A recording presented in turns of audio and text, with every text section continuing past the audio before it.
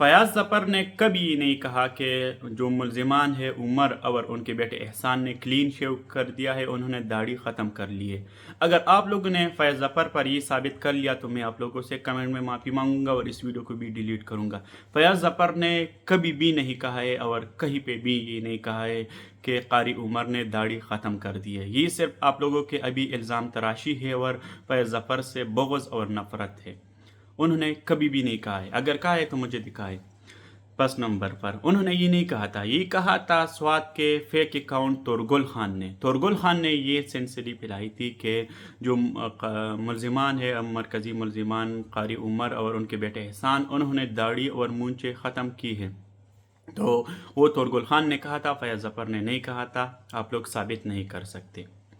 बाकी फयाज ज़फ़र के व्लॉग जो कि 2-3 मिनट का छोटा सा व्लॉग था, उसमें उन्होंने 3-4 बातें की थी जो लोग अब उन पर ऑब्जेक्शन कर रहे हैं और उसी पर फयाज ज़फ़र की जो सारी क्रेडिबिलिटी और मेहनत है उस पर बकवास कर रहे हैं और कुछ ना कुछ ही कहते हैं।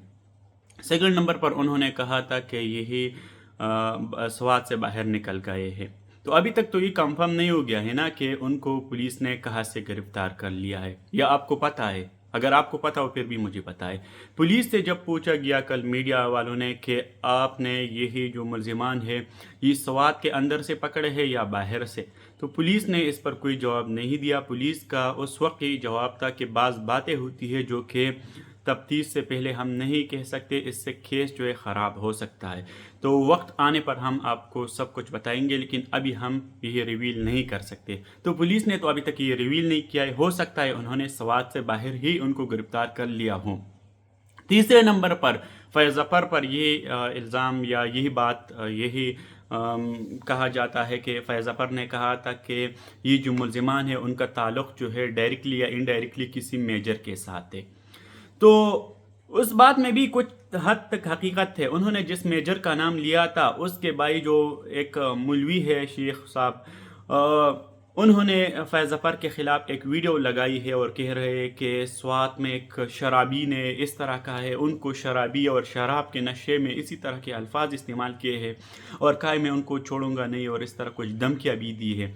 तो इससे आप अंदाज़ा लगाए, वो पश्तो में हम कहते हैं ना कि स्क़े कई।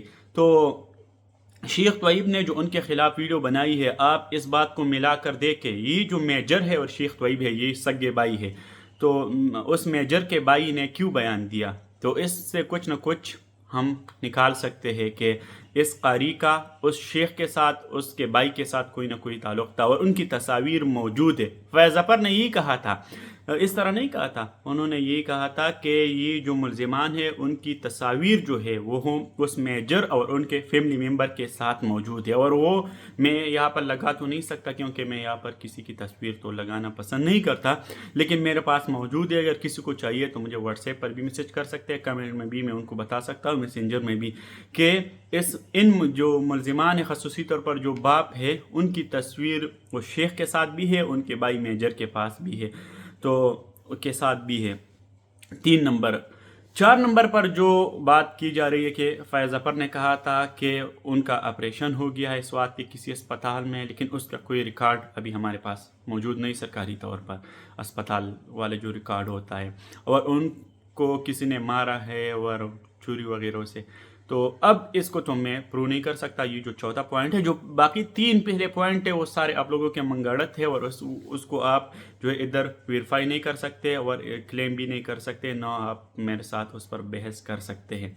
ये सिर्फ आप लोगों की फयाज ज़फ़र से हमेशा की तरह बुग़्ज़ और तासुब हो सकता है, लेकिन कोई ग्राउंड रियलिटी इसमें है नहीं। जो चौथा पॉइंट है ये तो अभी भी साबित नहीं हो गया है ना कि ये झूठ है, शायद वो भी सच हो, किसी ने उनको मारा हो पहले क्योंकि इस तरह डायरेक्ट तो वो नहीं निकल गए थे, क्योंकि पहले तो उन्होंने बहाना बनाया था कि यह गिर गया है ये बच्चा वॉशरूम में शायद, और फिर जो उनके चचा को कॉल किया था कि आपका जो बच्चा है वो गिर गया है, अस्पताल में ज़ख्मी है, तो पहले शायद किसी ने उनको मारा हो, इसमें तो कोई शक है नहीं, पॉसिबल है। तो अब इस पॉइंट पर अगर फयाज ज़फ़र ने जो ज़राए के मुताबिक बात की है, शायद ये हकीकत ना हो, ये जो चौथा नंबर पॉइंट पर है, लेकिन अब भी पॉसिबल है, 50% है ना, शायद उनको किसी ने मारा हो। اور تب ہی انہوں نے یہ بات کی ہو. اگر ان کو کسی نے مس انفارمیشن دی ہو اس حوالے سے یا ڈس انفارمیشن، تو ابھی چوتھے نمبر پوائنٹ کو میں خود بھی اتنا نہیں کہوں گا.